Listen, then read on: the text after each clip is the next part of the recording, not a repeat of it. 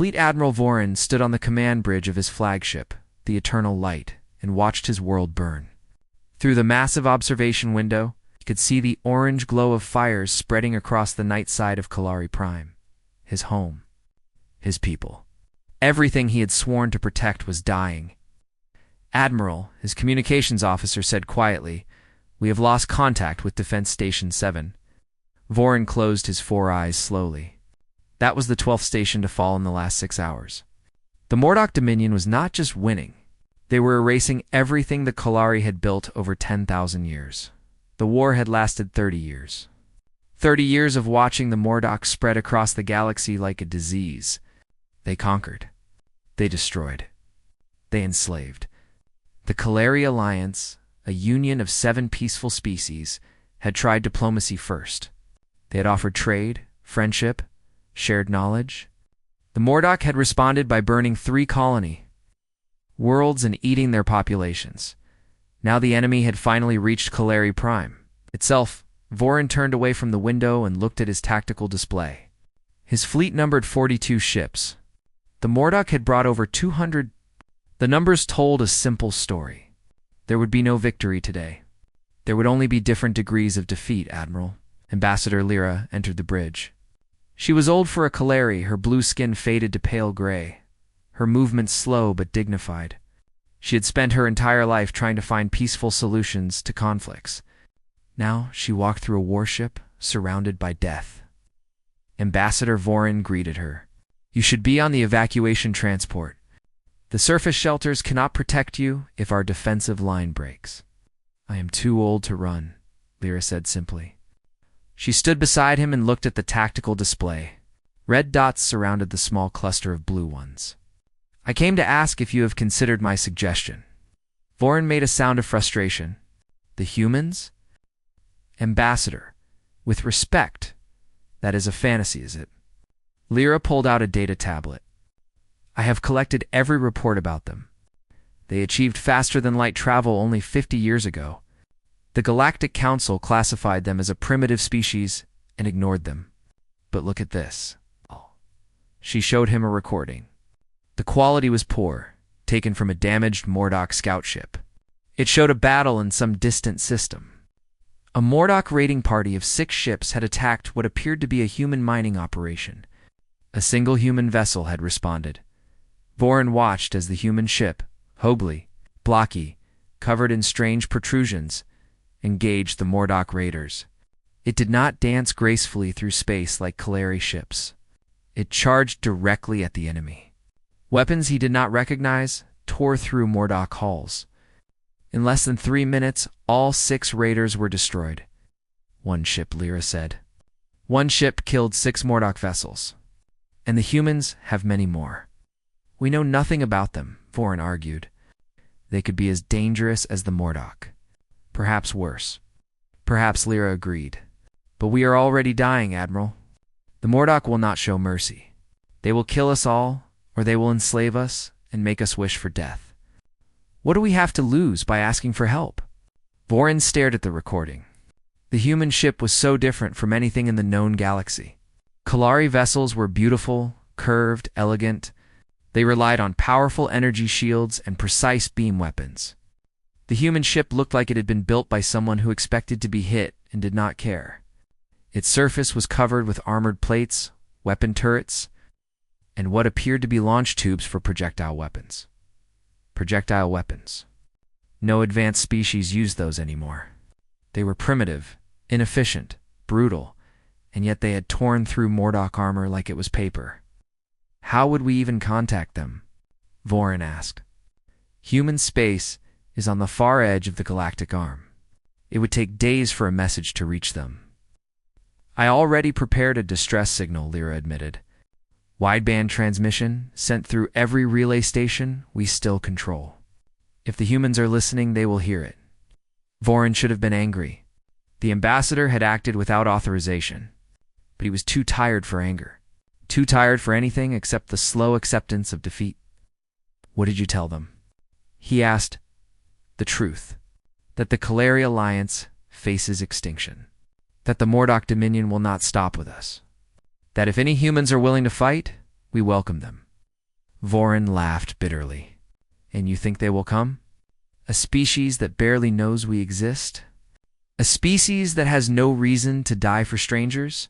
I do not know, Lyra said honestly. But I have studied the reports about humans carefully, Admiral.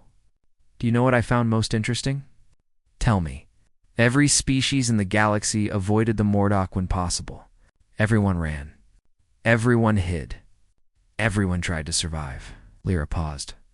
But when the Mordock attacked that human mining operation, the human ship did not run. It did not hide. It did not even call for help. It simply attacked. One ship against 6, and it attacked without hesitation. Vorin considered this. In his experience, only fools or madmen attacked superior forces without support. But the human ship had one. Perhaps there was a third option he had not considered. The signal is already sent, Lyra continued. All we can do now is hope. An alarm suddenly screamed across the bridge. Vorin turned to his tactical officer. Admiral? Long-range sensors detect a massive hyperspace disturbance. The main Mordock fleet is arriving. Through the observation window, Vorin saw space itself tear open. Ships poured through the wound in reality. Mordock warships, each one bristling with weapons, each one carrying thousands of warriors bred for conquest. He counted them as they appeared. 20, 50, 100. They kept coming. The final battle for Kaleri Prime has begun. Vorin straightened his uniform and walked to his command chair. All ships, prepare for combat. We will hold the line as long as possible. Protect the evacuation transports. Make them pay for every kilometer they advance. Lyra watched him, her old eyes sad but proud. Your humans are coming. Ambassador Vorin said quietly, now would be an excellent time. Somewhere, across the vast emptiness of space, a signal raced toward human territory. It carried a simple message. Help us, or we die. And in the darkness between stars, someone was listening. The Mordock fleet formed a wall of death across the stars. 200 warships, each one larger than any Kaleri vessel, each one designed for one purpose only: destruction. At their center floated the command ship of Warlord Grath, a massive dreadnought called the Devourer. It had earned its name across 100 conquered worlds. Grath stood on his command platform and looked at the small Kaleri fleet with amusement. His body was massive, covered in thick gray scales that could stop a blade. His eyes glowed red in the darkness of his bridge. Around him, his crew worked in disciplined silence. They had done this many times before. Open a channel to the Kalari flagship, Grath commanded. His voice was deep, like rocks grinding together. The connection was established. Grath saw Admiral Vorin appear on his screen. The Kolari looked tired, afraid. Good, Admiral Vorin, Grath said slowly, tasting each word. I am Warlord Grath of the Mordock Dominion. You know why I am here? You know how this ends. I offer you one chance. Surrender now. Your people will become slaves, but they will live. Resist, and I will personally eat your heart while it still beats. Vorin's response surprised him. The Kaleri Admiral did not beg. He did not cry. He simply said, We remember what happened to the slaves on Korra 3. Death is preferable. We decline your offer. The channel closed. Grath laughed. He respected courage even in prey. It made the hunt more enjoyable. All ships, he ordered, begin the attack. Leave the civilian transports for now. I want the fleet destroyed first. Let the population watch their defenders die. Fear seasons the meat. The Mordock fleet surged forward. On the Eternal Light, Vorin gave his own orders. All ships, defensive formation. Protect the evacuation zone. Fire at will. The battle began. Kaleri ships were elegant and fast. Their energy shields could deflect most attacks. Their beam weapons were precise and powerful. For the first hour, they fought magnificently. Vorin watched his captains perform maneuvers that would be studied in military academies for generations, but elegance could not defeat numbers. The Mordock did not rely on skill. They relied on overwhelming force. For every Mordock ship the Kalari destroyed, 5 more took its place.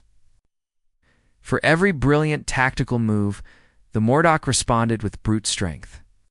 They simply surrounded individual colliery ships and fired until the shields collapsed.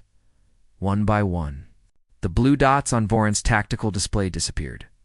The Star Weaver has been destroyed, his officer reported. The Dawn's Promise has lost propulsion. The Gentle Wind is requesting permission to ram the nearest enemy vessel. Permission granted, Voron said quietly. Tell Captain Saren that he will be remembered. On his screen, he watched the Gentle Wind accelerate toward a Mordock cruiser.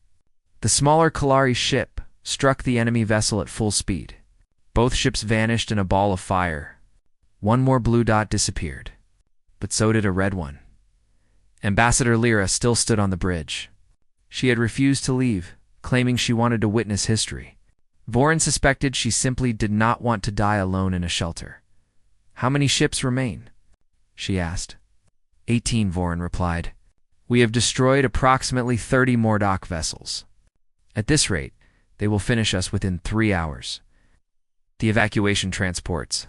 Launching now. If the Mordock honor their word to leave civilians alone initially, some may escape to the outer colonies. Lyra nodded slowly. And your ship?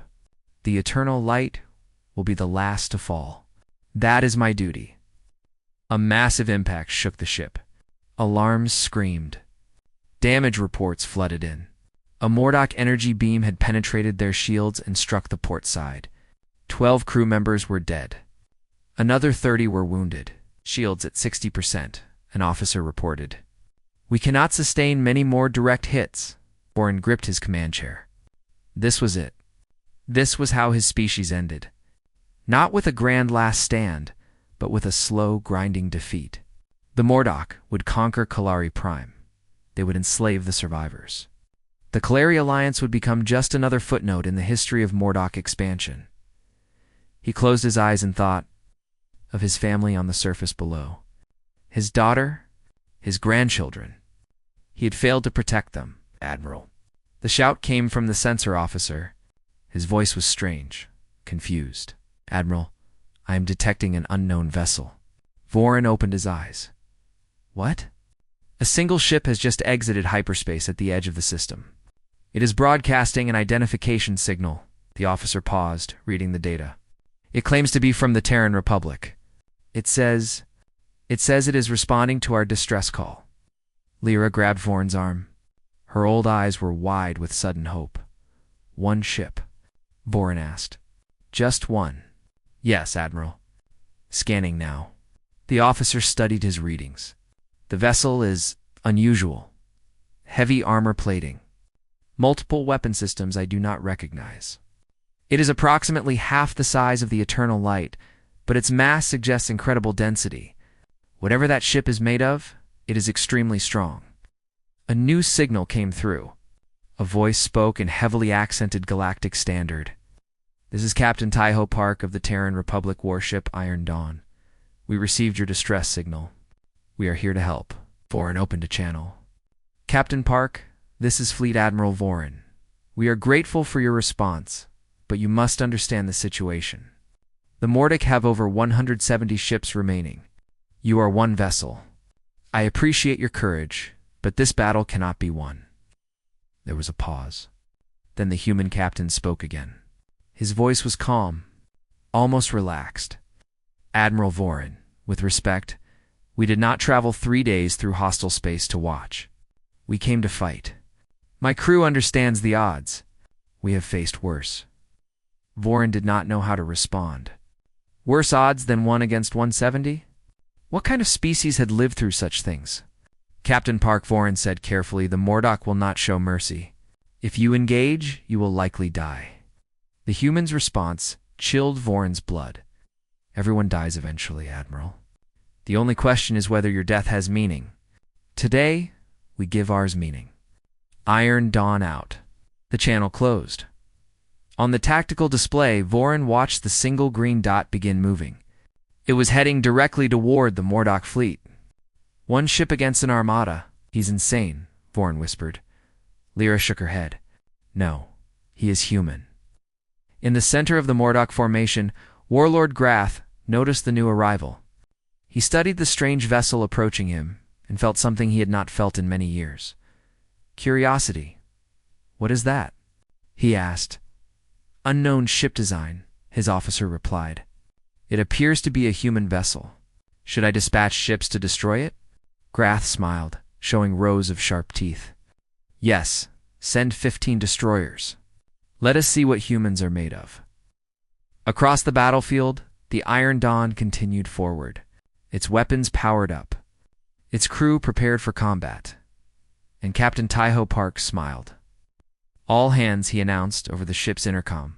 "Battle stations. Let's show them how we do things back home." The 15 Mordock destroyers moved into attack formation. Each ship was crewed by warriors who had destroyed hundreds of enemy vessels. They approached the lone human ship with the casual confidence of predators. Closing in on wounded prey, Lieutenant Yuna Kim sat at her tactical station aboard the Iron Dawn. Her screens displayed detailed information about the approaching enemy ships. She studied their formation, their weapon placements, their shield configurations. "Captain," she reported, "enemy destroyers will be in weapons range in 40 seconds. They are spreading out to surround us." Captain Taiho Park nodded from his command chair. He was not a large man, but he filled the chair with a quiet authority that his crew had learned to trust over many battles. His uniform was simple, practical, with no medals or decorations. He believed in earning respect through actions, not symbols. "Doyen," he called to his chief engineer, "how are the engines?" Chief Engineer Doyan Lee's voice came through the speaker. He was down in the engine room, surrounded by the humming power core that gave the Iron Dawn its strength. "Ready for anything, Captain? Give me the word and I will push her hard. Stand by." Taiho turned to his tactical officer. "Yuna, what is your assessment?" Yuna studied the enemy ships one more time. "Their formation suggests they expect us to fight defensively. They will try to surround us and overwhelm our shields with concentrated fire." "What shields?" Taiho smiled slightly. "Do they not understand that we do not use shields?" This was the fundamental difference between human warships and those of other species. Galactic civilization had long ago concluded that energy shields were superior to physical armor. Shields could regenerate. They could adapt to different weapon types. They were elegant. Humans disagreed. Human ships used armor, thick layers of reactive plates that could absorb kinetic impacts and disperse energy damage. The armor did not regenerate, but it did not need power. It did not fail when the reactor was damaged. It just sat there, blocking everything that tried to get through. "Enemy ships in weapons range," Yuna announced. "They are charging their energy weapons." "Let them fire first," Taiho ordered. "I want them confident." The 15 Mordock destroyers opened fire simultaneously. Beams of concentrated energy lanced toward the Iron Dawn, on the bridge of the Eternal Light. Admiral Vorin watched, expecting to see the human ship explode. The beams struck the Iron Dawn's hull. They splashed against the thick armor like water hitting stone. Some plates glowed from the heat. A few outer sections melted and fell away. But the ship kept coming. Vorin's jaw dropped. "That is impossible." They took a direct hit from 15 destroyers, and they are still moving. On the Iron Dawn, damage reports came in. "Outer hull sections 3 through 7 show minor damage," an officer reported. "Inner hull intact? All systems operational?" Taiho nodded. "Good, Yuna. Return fire." Lieutenant Yuna Kim had been waiting for this moment. Her fingers moved across her console with practiced precision, firing main railguns. The Iron Dawn carried 6 railgun batteries. Each one accelerated a solid metal projectile to a significant fraction of light speed. The projectiles did not carry warheads. They did not need to. At those velocities, pure kinetic energy did all the work. The first salvo struck the lead Mordock destroyer. The projectiles punched through its shields like they were not there. They continued through the hull, exiting the other side and continuing into space. The destroyer broke apart, its internal structure unable to handle the catastrophic damage. 2 more destroyers died in the next 3 seconds. On the Mordock command ship, Warlord Grath watched with growing disbelief. What are those weapons? Why are our shields not stopping them? Unknown projectile weapons, his officer replied, voice shaking. They appear to be solid matter, accelerated to extreme velocities. Our shields are designed to disperse energy attacks. These projectiles carry physical mass. The shields cannot fully stop them. Grath slammed his fist against his console. Then we hit them harder. All destroyers, concentrate fire. The remaining 12 destroyers poured everything they had at the Iron Dawn. Energy beams covered the human ship in fire. For a moment, it disappeared behind a wall of light. When the light faded, the Iron Dawn was still there. Its hull was blackened and scarred. Armor plates had been torn away in several places, but it was still moving. Still fighting, and now it was angry. Launch missiles, Una ordered. The Iron Dawn carried hundreds of missiles, not the elegant guided torpedoes used by other species, but brutal weapons packed with explosives and driven by AI guidance systems that made them nearly impossible to dodge. They erupted from launch tubes in swarms, filling space with deadly purpose. The Mordock destroyers tried to shoot them down. They destroyed dozens. But more kept coming. Always more. The missiles adjusted their paths, worked together, coordinated their attacks. They were not just weapons. They were a pack of hunters. The first missile struck. Explosions blossomed across 3 destroyers. A fourth tried to retreat, but took 4 missiles to its engine section and went dark. A fifth rammed into its wounded neighbor. Both ships spinning out of control, Admiral Vorin could not look away from his tactical display. 90 seconds, he whispered. It has been 90 seconds since the engagement began. Ambassador Lyra stood beside him, tears forming in her old eyes. The humans. They fight like nothing I have ever seen. Vorin shook his head slowly. They do not dodge. They do not retreat. They simply absorb the damage and keep attacking. It is terrifying. On the Iron Dawn, Captain Taiho assessed the situation. 12 enemy destroyers remained, but their formation had broken.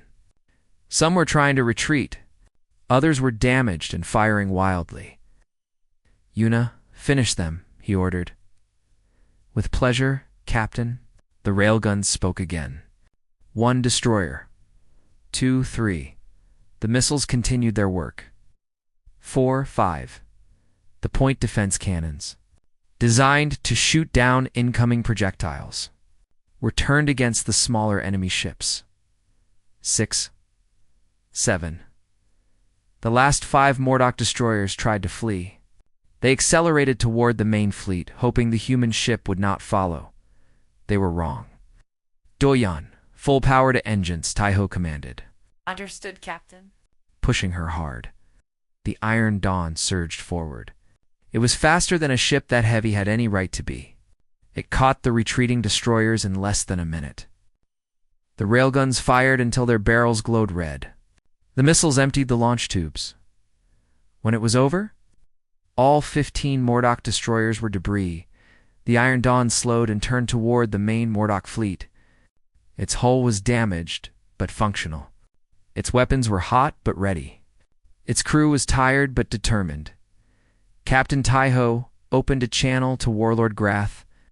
Warlord, he said calmly, you sent 15 ships to destroy us? They failed. I suggest you reconsider your invasion. Leave this system. Leave these people alone. This is your only warning. Grath stared at the human's face on his screen. This small, fragile-looking creature had just destroyed 15 of his warships in less than 2 minutes.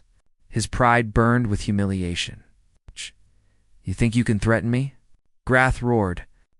You are 1 ship. I have 170. I will crush you like an insect and mount your skull on my wall.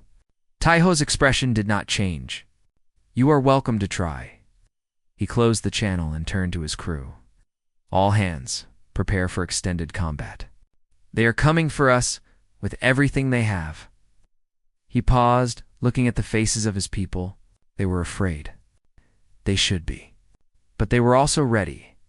Today, we show the galaxy what humanity is made of.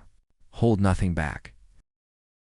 Warlord Grath committed his entire fleet to destroying the Iron Dawn. 170 warships turned away from the battered cavalry defenders and focused on the single human vessel that had embarrassed him. Pride demanded blood. The Mordock did not accept defeat. All ships, attack pattern devastation, Grath commanded. Surround the human ship. I want every weapon firing until there is nothing left but dust. The Mordock fleet moved like a great beast closing its jaws. Cruisers, battleships, destroyers, they all converged on one target. The space around the Iron Dawn filled with energy beams and plasma bursts. The attack was overwhelming. No ship could survive such concentrated fire. The Iron Dawn did not try to survive. It attacked. Full speed ahead, Captain Taiho ordered. Drive directly into their formation. Lieutenant Yuna looked at him with surprise. Captain, they will surround us completely. I know. Taiho smiled grimly. That is the point. They cannot use their full firepower if we are in the middle of their fleet. They will hit their own ships. Chief Engineer Do Yan pushed the engines beyond their safety limits. The Iron Dawn accelerated like a bullet, cutting through the incoming fire like a knife through rain. Enemy beams struck its hull continuously. Armor plates flew off into space. Entire sections of the outer hull glowed white-hot, but the ship kept moving. On the eternal light, Admiral Vorin watched in disbelief. They are charging into the enemy fleet. That is suicide. Ambassador Lyra shook her head slowly. Or genius. The Iron Dawn hit the Mordock formation like a rock thrown into a pond. It passed between two cruisers so close that their hulls almost touched. Yuna fired the railguns point-blank into both ships. At that range, nothing could stop the projectiles. Both cruisers died instantly. Enemy ships are trying to adjust their fire, Yuna reported. They are hitting each other. It was true. The Mordock fleet had been designed to attack from a distance. Having an enemy ship in the middle of their formation broke all their tactics. Ships hesitated to fire, afraid of striking their allies. Those that did fire often missed and hit friendly vessels. Captain Taiho used this chaos perfectly. No, target their command ships. Doyan, keep us moving. Never let them pin us down. The Iron Dawn became a storm of destruction. It weaved through the Mordock fleet, never staying in one place long enough to be surrounded. Its railguns fired continuously, punching through ship after ship. Its missiles launched in all directions, each one finding a target. But the human ship was not invincible. The damage was building up. Hull breach on Deck 7, an officer reported. We have lost pressure in sections 12 through 15. Fire in the engine room. Do Yen's voice came through the speaker, strained but determined. I have the fire under control, Captain. Engines still functional, but we cannot keep this up forever. Taiho nodded. We do not need forever. We just need to break them. He turned to a different channel. Sergeant Hannah, are your teams ready? Sergeant Hannah Choi was not on the bridge. She was in the launch bay, surrounded by 50 Marines in heavy combat armor. Each Marine carried enough weapons to start a small war. Ready, Captain? Hannah replied. Her voice was calm and professional. Drop pods are loaded. Give us a target. Taiho studied the tactical display. The Mordock command ship, the Devourer, was hanging back from the main battle. Grath was directing the fight from safety. But if that ship fell, the entire fleet would lose coordination. Sergeant, I am sending you coordinates. The enemy command ship. Get on board, find their reactor, and destroy it. Can you do that? Hannah laughed. Captain, my grandmother could do that. We will have it done in 15 minutes. You have 10. Iron Dawn out. The drop pods launched. Small, fast, nearly invisible against the chaos of battle. They carried Hannah and her Marines through the battlefield, dodging debris and enemy fire. Each pod was designed for one purpose: deliver soldiers. Into enemy ships, the Devourer detected the incoming objects too late. Point defense weapons destroyed some pods, but most got through. They struck the enemy hull and burned their way inside. Marines poured out, weapons firing. Mordock warriors were large and strong. They were bred for combat, but they had never faced human soldiers. Hannah led from the front. She was not large, but she was fast and ruthless. Her rifle spat death in short, controlled bursts. Her blade found gaps in Mordock armor. Around her, her marines moved like a machine, covering each other, advancing steadily. Team 2, take the left corridor, Hannah ordered. Team 3, hold this position. Team 1 with me? We are heading for the reactor. Mordic defenders rushed to stop them. The corridors filled with combat. Energy weapons flashed. Explosions shook the deck. Bodies fell on both sides. On the bridge of the Devourer, Warlord Grath received the reports with growing fury. Humans are on my ship. Kill them. Send every warrior we have. Warlord, they are already approaching the reactor room. They are cutting through our forces like nothing I have seen before. Grath grabbed his personal weapon, a massive blade that had killed 1,000 enemies. Then I will stop them myself. He never got the chance. Hannah and her team reached the reactor room. They planted explosives on the main power core with practiced efficiency. Mordock engineers tried to stop them, but Marines held the corridors. The timer was set. Call teams fall back to extraction point, Hannah ordered. We have 2 minutes. The Marines retreated through the corridors they had carved through enemy forces. They moved fast, leaving confusion and death behind them. Emergency pods launched from the Devourer's hull, carrying the survivors toward the Iron Dawn. The explosives detonated. The reactor of the Devourer collapsed in on itself. The chain reaction was contained at first, but then it broke free. Fire raced through the ship. Secondary explosions destroyed critical systems. The Great Warship, pride of the Mordock fleet, tore itself apart from the inside. Warlord Grath died in his command chair, screaming curses at the humans who had humiliated him in the space around Kalari Prime. The Mordock fleet saw their command ship explode. Their leader was dead. Their communications were shattered. For a moment, they continued fighting on instinct. But then, fear set in. One ship. One human ship had entered their formation, destroyed dozens of their vessels, and killed their warlord. The humans should have died 100 times. Instead, they kept fighting, kept winning, kept refusing to accept defeat. The Mordock were conquerors.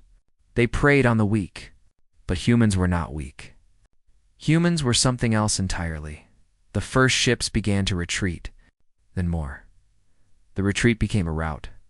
Within minutes, the entire Mordock fleet was fleeing toward the edge of the system. On the bridge of the Iron Dawn, Captain Taiho watched them go. His ship was barely holding together. 12 decks had lost atmosphere. 60 crew members were dead. Another 100 were wounded. The engines were running on emergency power, but they had won, Taiho said quietly. Please inform Admiral Vorin that the Mordock fleet is withdrawing. The battle is over. Lieutenant Yuna nodded, her face exhausted but proud. Yes, Captain. In the launch bay, Sergeant Hannah and her surviving Marines were being pulled from their extraction pods. They were battered, bloody, triumphant. How many did we lose? Hannah asked. 15, her second-in-command replied. Good deaths, Hannah nodded. She would mourn them later. For now, there was only victory. The Iron Dawn drifted through the debris field of destroyed Mordock ships. It was wounded but alive. And across the galaxy, a message was spreading. The humans had arrived, and they did not know how to surrender. The silence after battle was always strange. One moment, space was filled with fire and death and screaming. The next, there was nothing but debris drifting slowly through the void. Admiral Vorin stood on the bridge of the Eternal Light and tried to understand what he had just witnessed. One ship. One human warship had broken the back of the Mordock invasion fleet. 147 enemy vessels destroyed or disabled. 38 captured by the Kolari survivors. The rest had fled into hyperspace, too terrified to continue fighting. Admiral, his communications officer, said, Captain Park is requesting permission to dock with the Eternal Light.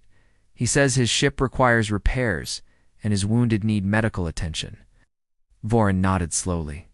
Permission granted. Prepare our medical teams. Give them whatever they need. The Iron Dawn limped toward the Kalari flagship. Its hull was barely recognizable. Great sections of armor had been torn away, revealing the skeleton beneath. Fires still burned in some compartments. The ship looked like it should be dead, but it was still flying. Admiral Vorin walked down to the docking bay to meet the humans personally. Ambassador Lyra accompanied him. They waited as the Iron Dawn connected to their ship with a damaged docking collar. The connection hissed and sealed. A door opened. Captain Taiho Park stepped through. He was shorter than Vorin expected. Shorter than most Kalari, in fact. His uniform was torn and stained with blood, some of it his own. His face was lined with exhaustion, but his eyes were clear and calm. Behind him came Lieutenant Yuna Kim and Chief Engineer Doyen Lee. Both looked as tired as their captain. Doyen's hands were wrapped in burn bandages. Yuna had a cut across her forehead that had been hastily sealed. They stood behind their captain like guardians, ready for anything. Fleet Admiral Vorin, Taiho asked. Vorin nodded. Captain Park, I do not know what to say. You have saved my people. You have saved our world. Taiho's expression softened slightly. We received your distress call. We came, but why? The question came from Ambassador Lyra. Her old eyes studied the human captain with wonder. Your species barely knows us. The journey here took 3 days. You risked your ship and your crew for strangers. Why would you do such a thing? Taiho considered the question for a long moment. When he spoke, his voice was thoughtful. Because someone asked for help? Because innocent people were dying. Because if we did not come, who would? He paused. Ambassador, humanity has a long and bloody history. We spent 10,000 years fighting each other. Wars over land, over resources, over ideas, over nothing at all. We learned terrible lessons from that violence. He looked at the wounded crew members being carried past them on stretchers. One lesson we learned is that evil grows when good people do nothing. Another lesson is that some things are worth fighting for, even when victory seems impossible. Especially when victory seems impossible. Vorin tried to process this. But the odds against you were overwhelming. One ship against hundreds. By any reasonable calculation, you should have been destroyed in the first minutes. Captain Taiho smiled slightly. Admiral, humanity does not believe in reasonable calculations. We believe that courage, determination, and a willingness to sacrifice can overcome any odds. We have proven it many times in our history. Against each other, Vorin said carefully. You mentioned you fought among yourselves. Yes, Taiho's smile faded. That is the dark part of our history. But we also learned from those wars. We learned that unity is strength. We learned that protecting the innocent is a duty, not a choice. When we finally reached the stars, we swore that we would use our experience for good. That we would stand against tyrants and conquerors wherever we found them. He gestured toward his wounded ship through the docking port. The Iron Dawn is just one vessel. But there are more. The Terran Republic has a fleet. Not as large as the Morduk, but trained by 10,000 years of warfare. If you will have us as allies, we will stand with you. Not just today, but for as long as the threat remains. Ambassador Lyra stepped forward. Her old hands trembled as she reached out to touch Taiho's arm. Captain, on behalf of the Kalari Alliance, I formally request a treaty of alliance with the Terran Republic. Will you carry this request to your government? Taiho nodded. I will, and I believe they will accept. Humanity does not abandon its friends. In the hours that followed, the Kalari worked alongside the humans to repair the Iron Dawn. Kalari engineers marveled at the ship's construction. Where their own vessels used elegant force fields and precise energy systems, the human ship used brute physical strength. Armor plates inches thick. Redundant mechanical systems. Weapons that threw solid matter at impossible speeds. It is like a fortress that flies. One Kalari engineer whispered to another. They built this ship expecting to be hit. Expecting to take damage. They designed it to keep fighting even when half destroyed. How does a species develop such thinking? His colleague asked. By losing many wars before learning how to win them, word of the battle spread across the galaxy. Within days, every major species had heard the story. One human warship, 147 Mordok vessels destroyed. The Galactic Council, which had dismissed humanity as primitive and irrelevant, suddenly found itself facing uncomfortable questions. On Kalari Prime, celebrations erupted in every city. The people who had expected extinction, instead, found themselves saved. Images of the Iron Dawn became symbols of hope. Human crew members who went to the surface were treated as heroes. Sergeant Hannah Choi found herself surrounded by Kalari children who wanted to touch her armor and hear stories of the battle. She sat on a park bench in the capital city and answered their questions with patience. "Were you scared?" a small Kalari child asked. Hannah considered the question honestly. "Yes, but fear is not the enemy. Fear keeps you sharp. Fear keeps you alive. The enemy is giving up. As long as you keep fighting, you have a chance." On the Eternal Light, Captain Taiho met with Admiral Vorin one final time before departure. The Iron Dawn had been repaired enough to make the journey home. But both leaders knew that this was not an ending. It was a beginning. "The Mordok will return," Vorin said. "They lost a battle, but they still have vast territories and many ships. They will want revenge." "Let them come," Taiho replied. "Next time, they will face more than one ship. The Terran Republic does not forget those who threaten our allies." Vorin extended his hand in the human gesture of friendship that Lyra had taught him. "Captain Park, you have given my people hope when we had none. You have shown us that the galaxy is not as dark as we feared. Whatever comes next, the Kalari will stand with humanity." Taiho shook his hand firmly. "And humanity will stand with the Kalari. Together, we will build something better than either of us could alone." The Iron Dawn departed Kalari space slowly, its engines still not fully recovered. Lieutenant Yuna stood beside her captain on the bridge as they entered hyperspace. "Captain, I am receiving multiple communication signals. Other species have heard about the battle. They are requesting contact with the Terran Republic." Taiho looked at the message list. "Distress calls. Alliance requests. Pleas for protection. Dozens of them." "It seems we made an impression," he said quietly. "What do we do?" Yuna asked. Taiho looked at his crew. They were exhausted. Their ship was wounded. They had given everything they had at Kalari Prime, but the messages kept coming. More people needed help. More innocents faced destruction. More tyrants believed they could conquer without consequence. "We answer them," Taiho said finally. "We answer all of them. That is why we are here. That is what humanity does." He sat down in his command chair and looked at the star map spreading before him. The galaxy was vast and dangerous, but humanity had arrived, and nothing would ever be the same. Doyen's voice came through the speaker from engineering. "Captain, engines are stable. Where are we heading?" Taiho smiled. "Toward whoever needs us most. Set a course." The Iron Dawn vanished into hyperspace, carrying the hope of humanity into the darkness between stars. Behind them, a grateful world celebrated. Ahead of them, new battles waited, and across the galaxy. For the first time in centuries, tyrants looked over their shoulders and felt afraid. Humanity had entered the battlefield, and they were not leaving.